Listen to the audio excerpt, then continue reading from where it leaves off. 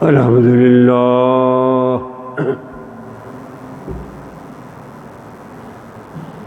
الحمدللہ کفا الصلاۃ والسلام علی سید الانبیاء اما بعد فاعوذ باللہ من الشیطان الرجیم بسم اللہ الرحمن الرحیم شہر رمضان الذی انزل فیہ القرآن ھدی للناس وبینات من الہدی والفرقان فمن شہد منکم الشہر فلیصم ومن کان مریضا او علی سفر فعدۃ من ایام اخر یرید اللہ بکم الیسر ولا یرید بکم العسر وَلِتُكْمِلُوا الْعِدَّةَ وَلِتُكَبِّرُوا اللَّهَ عَلَىٰ مَا هَدَاكُمْ وَلَعَلَّكُمْ تشکرون صدق اللہ العظیم۔ سامعین محترم، پچھلے جمعہ ماہ رمضان کے روزوں کا مقصد اس پر بات ہوئی تھی۔ آج کی گفتگو میں ماہ رمضان کی فضیلت، اس کی فضیلت کیا ہے، اس کی سب سے بڑی فضیلت یہ ہے کہ اللہ کو قرآن اس مہینے میں نازل ہوا۔ اس نازل ہونے کے دو مرحلے ہیں، دو حیثیتیں ہیں۔ ایک نازل ہونے کا مطلب یہ ہے کہ اللہ تعالیٰ اپنے اس کلام پاک کو جو لوح محفوظ میں تھا، اس کو دنیا آسمان پر حضرت جبرائیل علیہ السلام کے حوالے کر دیا گیا۔ یہ رمضان کا مہینہ تھا۔ اس کے لیے قرآن پاک الفاظ استعمال کرتا ہے نزول کا یا انزال کا۔ پورے کا پورا قرآن لوح محفوظ میں تھا، اس کو حامل وحی فرشتہ جبرائیل علیہ السلام ان کے حوالے کر دیا گیا۔ دوسرا مرحلہ ہے تنزیل کا۔ تنزیل اس زمین پر قیام پذیر تھے رحمت للعالمین نبی اکرم صلی اللہ علیہ وسلم، ان کے کرب عطر پر 23 برس تک نازل ہوتا رہا۔ 23 برس۔ اس کے لیے قرآن الفاظ استعمال کرتا ہے تنزیل کا۔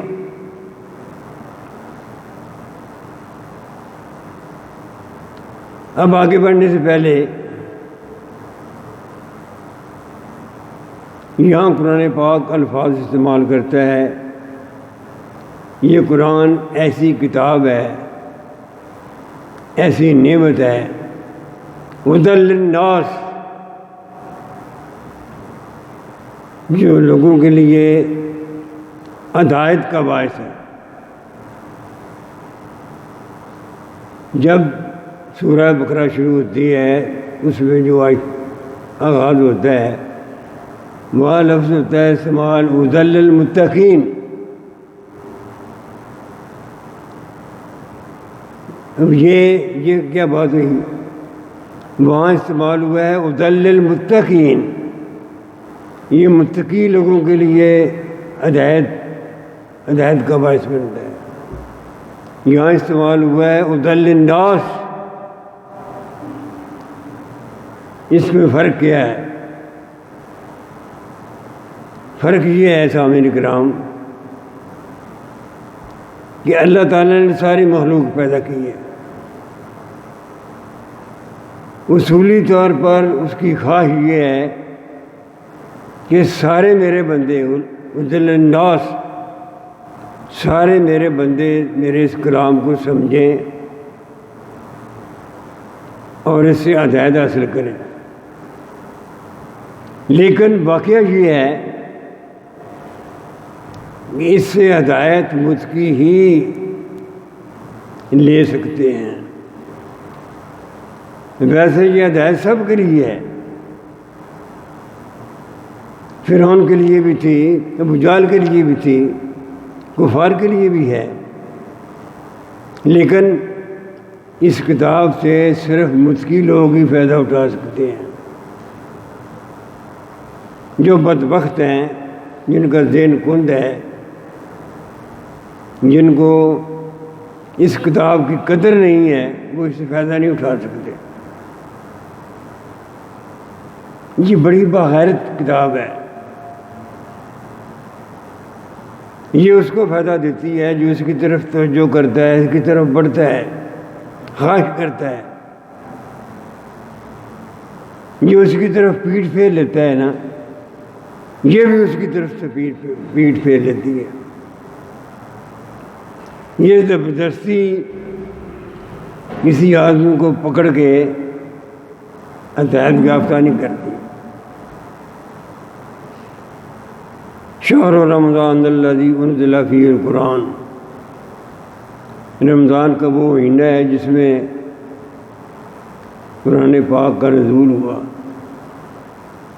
اب قرآن کی یہ صفت بیان کی گئی ہے، دو صفات ہیں، ایک بینات اور ایک ہدی للناس۔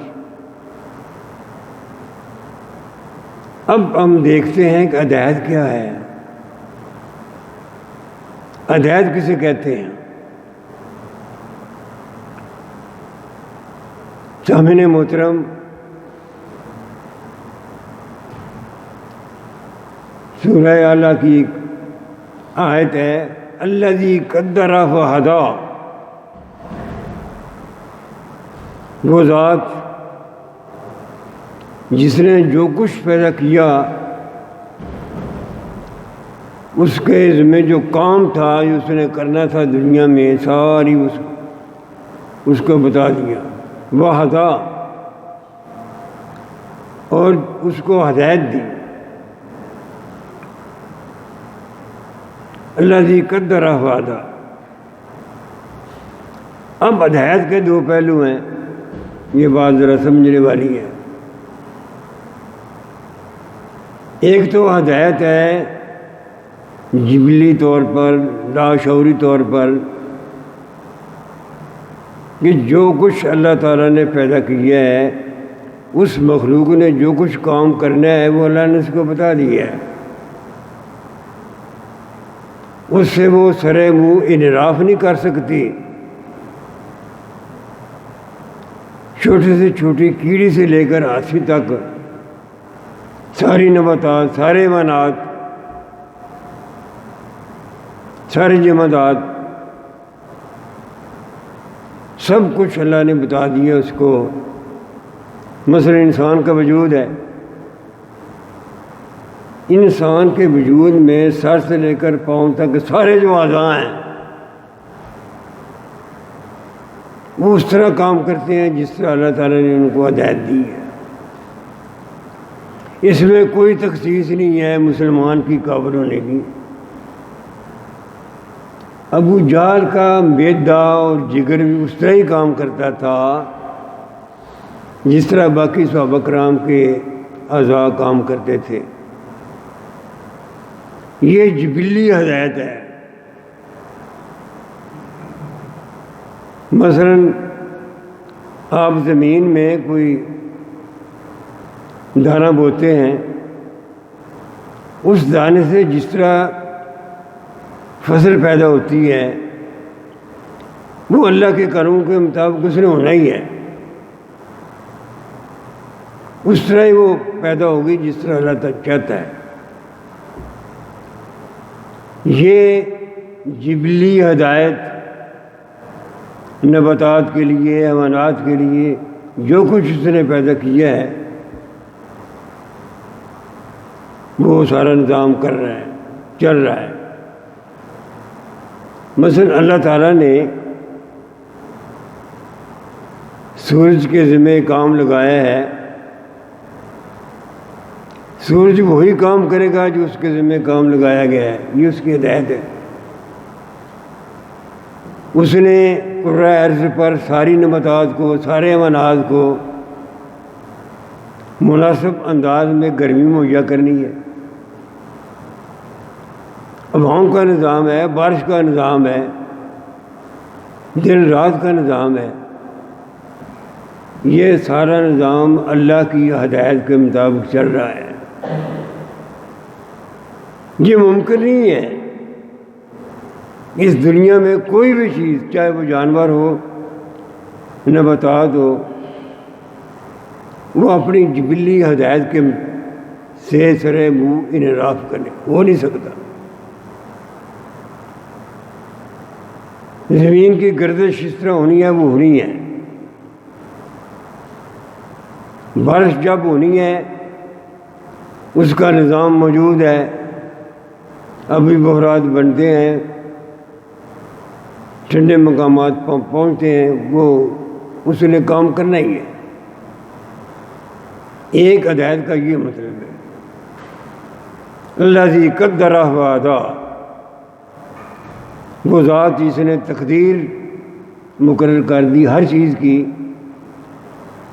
اور اس کو ہدایت بھی دے دی۔ دوسری ہدایت جو ہے، جو شعوری طور پر جسے ہم کہہ سکتے ہیں، وہ حضرت انسان کے لیے ہے۔ یہ ہدایت حضرت انسان کے لیے ہے۔ اب ذرا اس ہدایت کو اچھی طرح سمجھنے کے لیے یہ دیکھیں کہ اللہ تعالیٰ نے اس کا نظام کس طرح بنایا ہے۔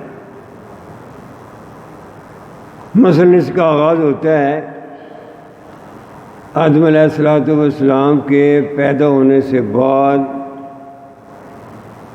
اللہ تعالیٰ نے دنیا میں پیدا ہونے والے سارے انسان،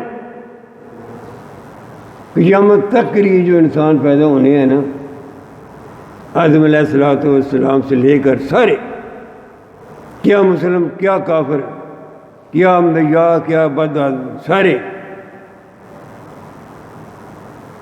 ان کو سب کو ایک جگہ جمع کیا، انہیں شعور بخشا، قوت گویائی بخشی،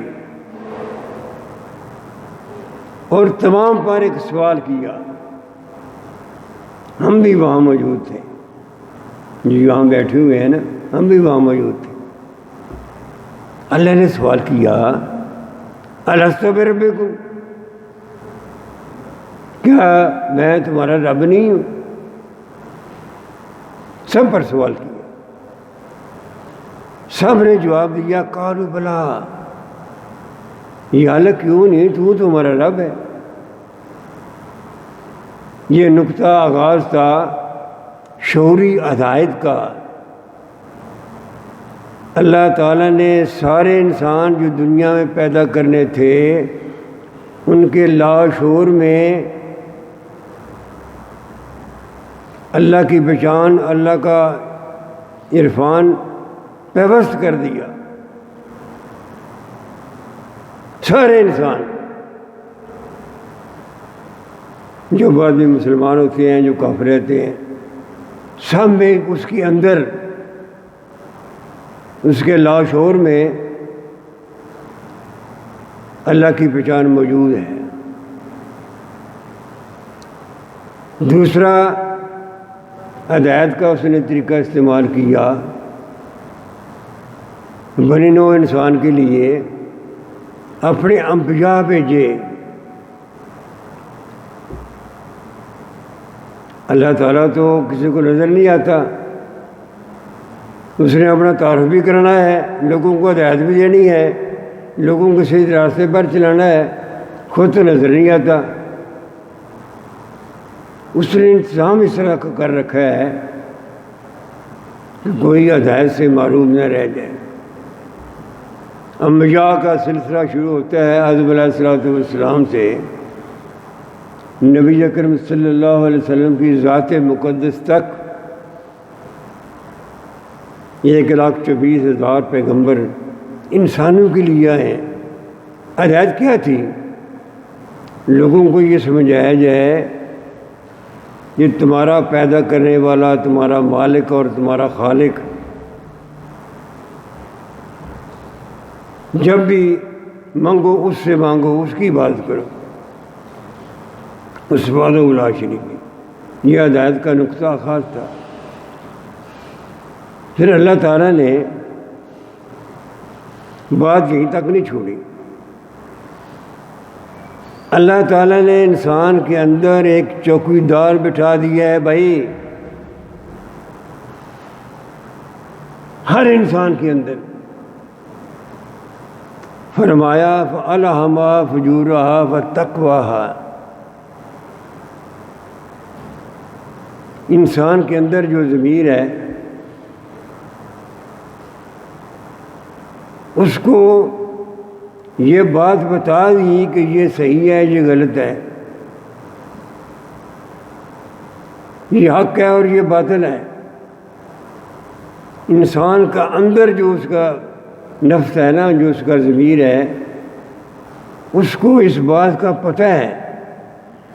پیغمبر کی ہدایت تو جب وہ بڑا ہوگا، بالغ ہوگا، اس کی آئی نا، اس کو پتہ ہے اس بات کا کہ سچی بات کرنا صحیح ہے، جھوٹ بولنا گناہ ہے۔ یہ اللہ تعالیٰ نے اعلام کر دیا ہے ہر انسان کے اندر۔ یوم الست والے دن اپنا تعارف بھی کرا دیا، انسان کے اندر ایک چوکیدار بھی بٹھا دیا، اور انبیاء بھی بھیجے۔ اب انبیاء کیا کرتے ہیں کہ جو اس کے لاشعور میں اللہ کا تعارف موجود ہے نا، یا اس کے ضمیر میں جو اللہ نے اعلام کر دیا ہے، اس کو اپیل کرتے ہیں۔ اچھے لوگ پیغمبر کی بات کو سن لیتے ہیں اور سمجھتے ہیں کہ جو کچھ میرے اندر موجود ہے، جو کچھ یوم الست والا اللہ نے تعارف کرایا تھا وہ موجود ہے، پیغمبر بھی وہی بات کر رہے ہیں، وہ ایمان لے آتا ہے۔ یہ یاد رکھیے کہ دنیا کے انبیاء انسان کے اندر کوئی نئی چیز نہیں پیدا کرتے، بلکہ جو اندر چیز موجود ہے اس کو جگاتے ہیں، اس کو اپیل کرتے ہیں۔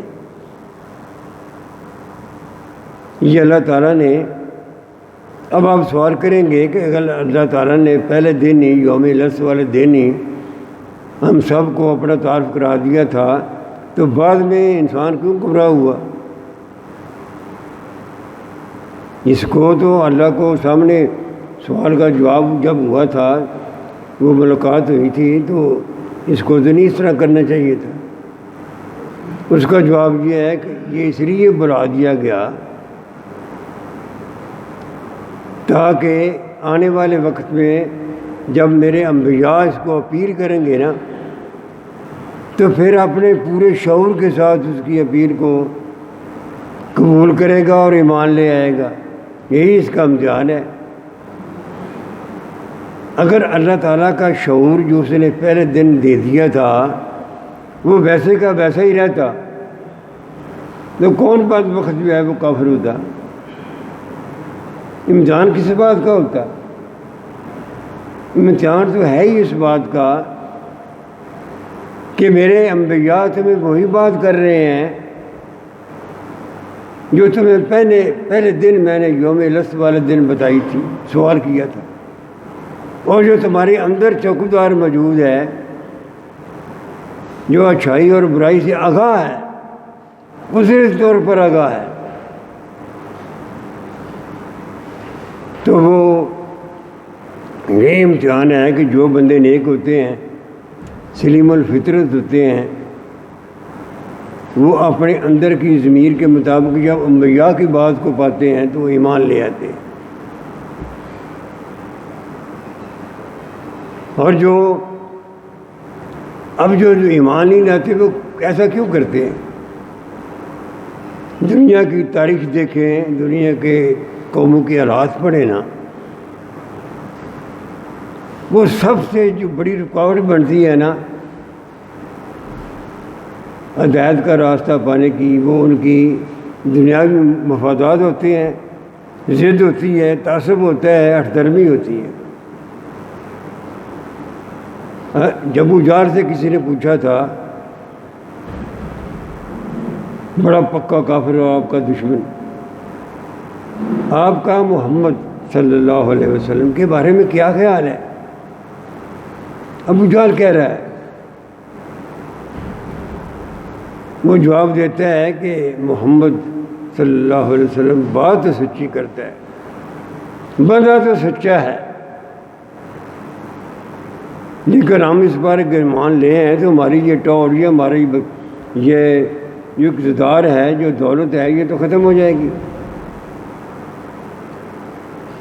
جو چیز انسان کے، بدبخت انسان کے، جو انبیاء کی بات نہیں مانتا، جو نیک لوگوں کی بات نہیں مانتا، آڑے آتی ہے، وہ منفی باتیں آڑے آتی ہیں۔ سامعین کرام، یہ میں ہدایت کی بات کر رہا تھا، ہدی للناس، قرآن کا منشا یہ ہے کہ سب کے لیے ہدایت ہے، لیکن اس سے فائدہ وہ اٹھاتے ہیں ہدی للمتقین، جو متقی ہیں۔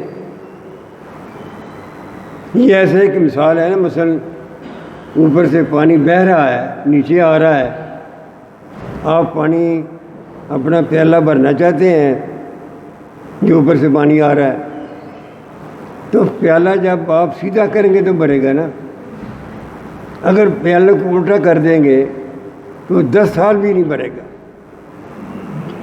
پانی گر جائے گا۔ یہی حال ہدایت کا ہے کہ جو بندہ ذہن بالکل خالی کر کے اس نیت کے ساتھ، اس خیال کے ساتھ کہ یہ اللہ کی کتاب ہے، راہ ہدایت ہے، میں نے اسے ہدایت لینی ہے، یہ کیا کہتا ہے، میں اس کو پڑھ کر دیکھوں، پھر ہدایت آتی ہے۔ اگر ارادہ ہی نہ ہو، نیت ہی نہ ہو، شوق ہی نہ ہو، میں اکثر یہ بات کرتا ہوں کہ بعض لوگ کہتے ہیں کہ اتنا ہی کافی ہے ثواب کے لیے پڑھ لیں۔ ٹھیک ہے، ثواب تو ہوتا ہے، کون اس سے انکار کرتا ہے؟ اللہ کی کتاب کو آپ دیکھیں گے، چومیں گے، پڑھیں گے، ثواب تو ہوگا، فائدہ تبھی ہوگا، ہدایت تبھی ملے گی جب اس کی باتوں پر غور کریں گے۔ اگر باتوں پر غور نہیں کریں گے، اس کو اٹھا کے اونچی جگہ رکھ دیں گے تو یہ بھی آپ کی طرف پیٹ پھیر لے گا۔ یہ کان سے پکڑ کے کسی کو ہدایت نہیں دیتا۔ میں بار بار کہتا رہتا ہوں کہ یہ بڑی باغیرت کتاب ہے، اللہ کا کلام ہے۔ یہی انسان کا امتحان ہے کہ کون ہے جو اپنا دل و دماغ کا دروازہ کھول کے میرے اس کلام کو سمجھنے کی کوشش کرتا ہے، اور کون ہے جو نہیں کرتا۔ شہر رمضان الذی انزل فیہ القرآن، رمضان کا سب سے بڑا اعزاز یہ ہے اس میں قرآن نازل ہوا تھا۔ میں نے نزول قرآن کے بارے میں پہلے شروع میں بات کی تھی کہ اس کے دو مرحلے ہیں. ایک ہے لوح محفوظ سے دنیا آسمان پر جبرائیل علیہ السلام کے حوالے کر دینا. وہ رمضان کا مہینہ تھا، سارا قرآن حوالے کر دیا گیا. ایک ہے تنزیل اس دنیا پر قرۂ ارض پر نبی کرم صلی اللہ علیہ وسلم کے قلب اطہر پر غار حرا میں جب اس کے تنزیل کا آغاز ہوا، آہستہ آہستہ اترنے کا آغاز ہوا، تو وہ بھی رمضان کا مہینہ تھا. آگے دوسری صفت یہ بیان اللہ تعالیٰ کرتا ہے، یہ صرف اس طرح نہیں ہے کہ میں نے کہہ دیا ہے کہ یہ کتاب ہدایت ہے، بلکہ بینات من الہدی والفرقان. اے میرے بندو، یہ میری کتاب جو ہے یہ بینات ہے، ساری چیزیں کھول کھول کے بیان کرتی ہے، کوئی ابہام نہیں ہے، کوئی شک نہیں ہے. مثلا قرآن پاک میں جتنے اوامر و نواہی آئے ہیں کہ یہ کرو، یہ نہ کرو، یہ کرو، یہ نہ کرو، بڑے واضح ہیں، بہت واضح ہیں. اگر نماز کا حکم آیا ہے، اقیم الصلاۃ، یہ امر ہے ایک، حکم ہے ایک، تو اس کی پوری وضاحت جو ہے وہ نبی کریم صلی اللہ علیہ وسلم نے اوقات کی، رکعات کی ساری کر دی، کوئی ابہام نہیں ہے. اگر رمضان کا حکم آیا ہے کہ اس میں روزے رکھو،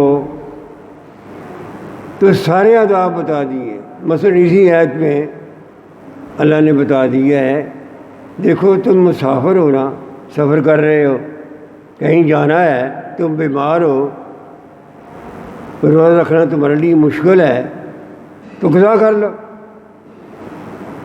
اللہ چاہتا ہے کہ میں تمہیں ہدایت دینا چاہتا ہوں سہولت کے ساتھ، تنگی کے ساتھ نہیں.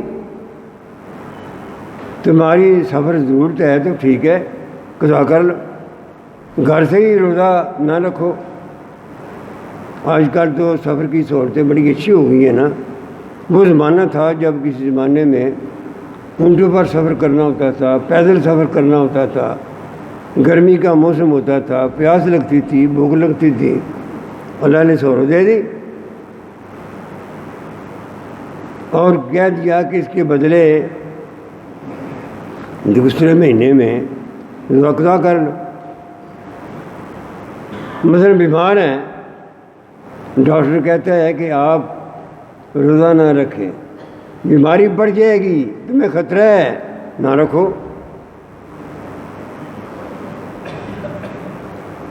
اور جب تم صحت یاب ہو جاؤ پھر رکھ لو. اللہ فرماتا ہے کہ میں چاہتا ہوں تمہیں ہدایت بھی ملے اور کھلی کھلی واضح ہدایات موجود، کوئی اس میں ابہام نہیں ہے. یاد رکھیے قرآن پاک میں دو قسم کی آیات ہیں، آیات محکمات اور آیات متشابہات. اللہ کی شان ہے نا، وہ بے نیاز ہے. جہاں تک محکمات کا تعلق ہے وہ بڑی واضح ہیں، اس میں کوئی ابہام نہیں ہے. اور پھر قرآن کا یہ چیلنج ہے کہ کوئی ہے دنیا میں جو میرا حکم جو میں نے دیا ہے انسانوں کو، اس میں کوئی غلطی نکال کے دکھائے، کوئی دکھائے. مثلا میں نے نماز کا حکم دیا ہے، کوئی ہے جو یہ دکھائے کہ نماز پڑھنے میں یہ نقصان ہوتا ہے. میں نے حکم دیا ہے کہ روزے رکھو، کوئی دنیا کا آدمی یہ ثابت کر دے کہ اس میں یہ نقصان ہے.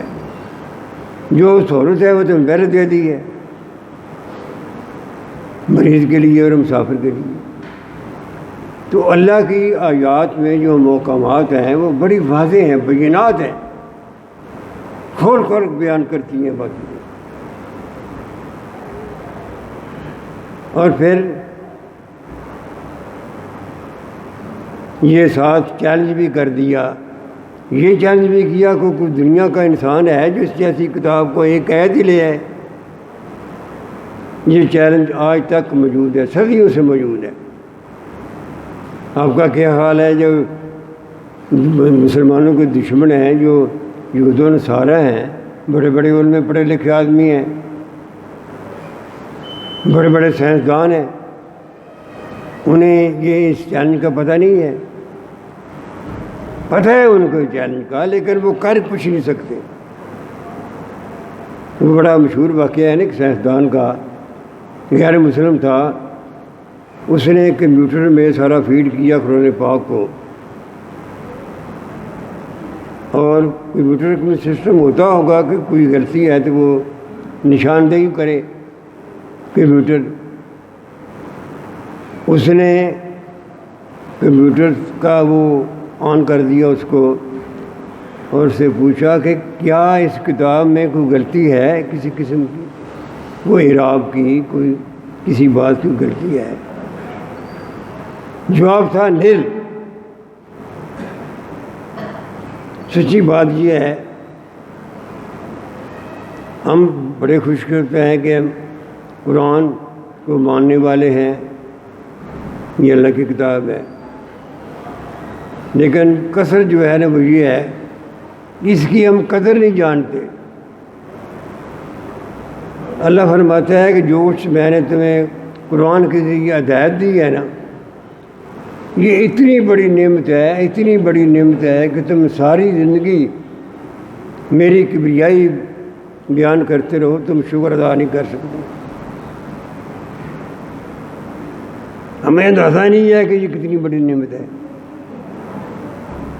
جن لوگوں کو اندازہ ہوا یہ اللہ کی کتاب کتنی بڑی نعمت ہے، انہوں نے دنیا میں بڑا نام پیدا کیا. بہت سے لوگوں کو راہ ہدایت کی طرف انہوں نے بلایا. تو سامعین کرام، بات تو قرآن پاک کے متعلق ایسی ہے کہ ختم نہیں ہوتی. میں اپنے آپ کو بھی یہ کہتا ہوں، یہ نہیں ہے کہ میں کوئی آپ سے الگ ہوں. ہمیں اس کتاب کی قدر کرنی چاہیے. کم سے کم اس طرح تو ذہن نشین کر لینا، یہ کتاب اللہ نے بھیجی ہے، ہمارے لیے بھیجی ہے، نبی کرم صلی اللہ علیہ وسلم کے ذریعے بھیجی ہے، اور بھیجی اس لیے ہے کہ ہم اس سے ہدایت حاصل کریں، اس کو پڑھیں. اگر کہیں سے سمجھ نہیں آتی تو کسی سے پوچھ لیں. تو پھر جو آدمی اس کی طرف ایک قدم بڑھاتا ہے، یہ اللہ کی کتاب اس کی طرف 2 قدم بڑھاتی ہے. اگر آپ شوق سے